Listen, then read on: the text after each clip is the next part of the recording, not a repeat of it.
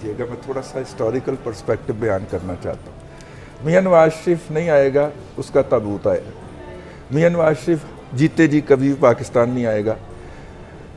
मियां नवाज शरीफ आ गया, इलेक्शन नहीं होंगे, इलेक्शन हो ही नहीं सकते, इलेक्शन ताखीर का शिकार होंगे। 8 फरवरी को तो नहीं होंगे, शर्त लगा ले। हमारे साथ भी एक बंदे ने शर्त लगाई हुई थी सुमरो साहब की है, और मेरे मुश्तरका दोस्त ने परसों तक शर्त कायम थी कि इलेक्शन नहीं होंगे। कल सुबह 8 बजे तक है उसका। अच्छा, कल सुबह 8 बजे तक, कल सुबह 8 बजे तक उनकी शर्त है कि इलेक्शन नहीं होंगे। अच्छा, इलेक्शन भी हो रहे। ये अब प्री इलेक्शन तो अब हम कुछ कह नहीं सकते, तो हम पोस्ट इलेक्शन के ऊपर शुरू हो गए। ये गवर्नमेंट चूं चूं का मुरब्बा होगी भाईजान। जो लेटेस्ट सर्वेज बता रहे हैं उसमें सिंपल मेजोरिटी पीएमएलएन को मिल रही है। दे दी आपने?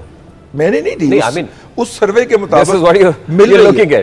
अच्छा, मैं वो आदमी हूं जो पहले दिन से कह रहा था कि देखिए मैं बड़े आराम से लंदन बैठा हुआ हूं। मैं जनाब नजम सेठी मुझे आके लतीफ़े सुना जाता है, मैं हंस लेता हूँ, मैं जहाँ पे जाता हूँ कॉफ़ी पी लेता हूँ।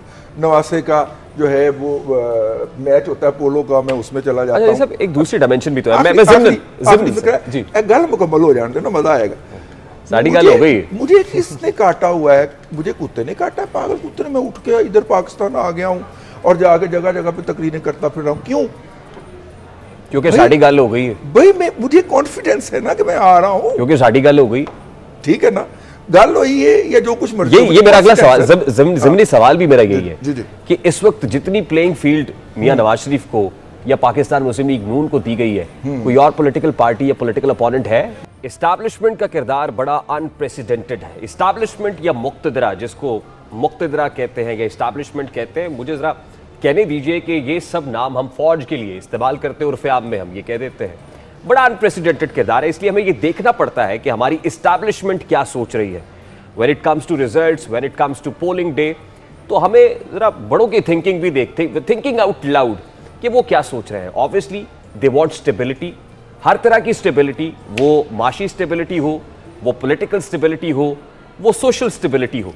और स्टेबिलिटी तो कभी भी चूचू के मुरब्बे के साथ या हंग पार्लियामान के साथ नहीं आ सकती, क्योंकि उसमें डिफरेंस ऑफ ओपिनियन बहुत ज्यादा होते हैं।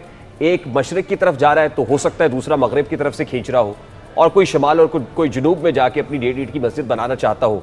तो इस तरह से तो स्टेबिलिटी नहीं आया करती। और हमने ये देखा बानी चेयरमैन पीटीआई या पीटीआई की गवर्नमेंट के अंदर भी कि उसमें भी कुछ ऐसे इत्तेहादी थे जो बार्गेन करते थे, जो ब्लैकमेलिंग की पोजीशन के अंदर थे। और जब जब कोई हंग पार्लियामान या मखलूत हुकूमत होती है तो उसमें आपको ब्लैकमेल होना पड़ता है। तो अब की बार अगर स्टेबिलिटी चाहिए तो क्या मखलूत गवर्नमेंट होगी, हंग पार्लियामान होगी, या फिर एक स्टेबल गवर्नमेंट होगी? इस सादा से सवाल को मैं सबसे पहले रिजवान रजी साहब के सामने रखूंगा। रजी साहब, कोई स्टेबल गवर्नमेंट, या चलिए मैं इसको मजीद सिंपल कर देता हूं, कोई क्लियर मेजॉरिटी वाली गवर्नमेंट देख रहे हैं या चूचू का मुरब्बा देख रहे हैं? देखिए, मुझे 1 मिनट दीजिएगा, मैं थोड़ा सा हिस्टोरिकल पर्सपेक्टिव बयान करना चाहता हूँ। मियां नवाज शरीफ नहीं आएगा, उसका ताबूत आएगा। मियां नवाज शरीफ जीते जी कभी पाकिस्तान नहीं आएगा। मियां नवाज शरीफ आ गया, इलेक्शन नहीं होंगे, इलेक्शन हो ही नहीं सकते, इलेक्शन ताखीर का शिकार होंगे। 8 फरवरी को तो नहीं होंगे, शर्त लगा ले। हमारे साथ भी एक बंदे ने शर्त लगाई हुई थी सुमरो साहब की है, और मेरे मुश्तरका दोस्त ने परसों तक शर्त कायम थी कि इलेक्शन नहीं होंगे। कल सुबह 8 बजे तक है उसका। अच्छा, कल सुबह 8 बजे तक, कल सुबह 8 बजे तक उनकी शर्त है कि इलेक्शन नहीं होंगे। अच्छा, इलेक्शन भी हो रहे। ये अब प्री इलेक्शन तो अब हम कुछ कह नहीं सकते, तो हम पोस्ट इलेक्शन के ऊपर शुरू हो गए। ये गवर्नमेंट चूं चूं का मुरब्बा होगी भाईजान। जो लेटेस्ट सर्वेज बता रहे हैं उसमें सिंपल मेजोरिटी पीएमएलएन को मिल रही है। दे दी आपने? मैंने नहीं दी, उस सर्वे के मुताबिक मिल रही है। अच्छा, मैं वो आदमी हूं जो पहले दिन से कह रहा था कि देखिए मैं बड़े आराम से लंदन बैठा हुआ हूं। मैं जनाब नजम सेठी मुझे आके लतीफ़े सुना जाता है, मैं हंस लेता हूँ, मैं जहाँ पे जाता हूँ कॉफ़ी पी लेता हूँ। नवासे का जो है वो मैच होता है पोलो का, मैं उसमें चला जाता हूँ। सब एक दूसरी डायमेंशन भी तो है। गल मुकम्मल हो जाने देना, मजा आएगा। साड़ी गल हो गई। मुझे किसने काटा हुआ है? मुझे कुत्ते ने काटा है, पागल कुत्ते ने। मैं उठ के इधर पाकिस्तान आ गया हूँ और जाके जगह जगह पे तकरीरें करता फिर रहा हूँ। क्यों? क्योंकि साड़ी गल हो गई है भाई। मुझे कॉन्फिडेंस है ना कि मैं आ रहा हूँ, क्योंकि साड़ी गल हो गई। ठीक है ना, गल हुई है या जो कुछ मर्जी। ये मेरा अगला सवाल, ज़मीनी सवाल भी मेरा यही है कि इस वक्त जितनी प्लेइंग फील्ड मियां नवाज शरीफ को या पाकिस्तान मुस्लिम लीग नून को दी गई है, कोई और पॉलिटिकल पार्टी या पॉलिटिकल अपोनेंट है जिसको इतना बड़ा मतलब लेवल तो क्या पूरा रोलर ही फेर दिया आपने फील्ड के ऊपर या नवाज शरीफ को लाने के लिए? आप पीपल्स पार्टी इवन देन अगर पीपल्स पार्टी के पास तो बाइस से शर्मिंदगी नहीं होगी? पीपल्स पार्टी के पास ये नहीं थी, शिकवा करते हैं वो तो लेवल प्लेइंग फील्ड का शिकवा ही पीपल्स पार्टी ने शुरू किया, बंद कर दिया फिर दरमियान में बंद भी कर दिया था ना।